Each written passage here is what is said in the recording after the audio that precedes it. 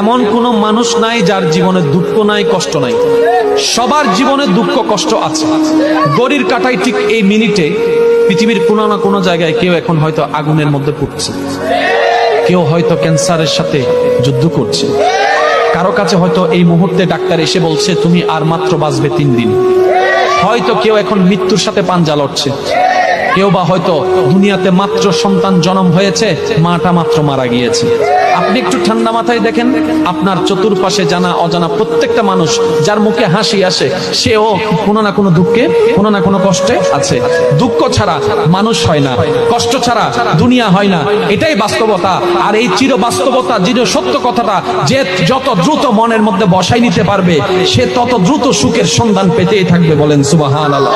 একটা কথা সর্বদা মনে রাখবেন, আপনি যদি এখন পৃথিবীর সর্বশ্রেষ্ঠ দুঃখী মানুষটার পাশে যদি আপনি বসে থাকেন, তারপর আপনার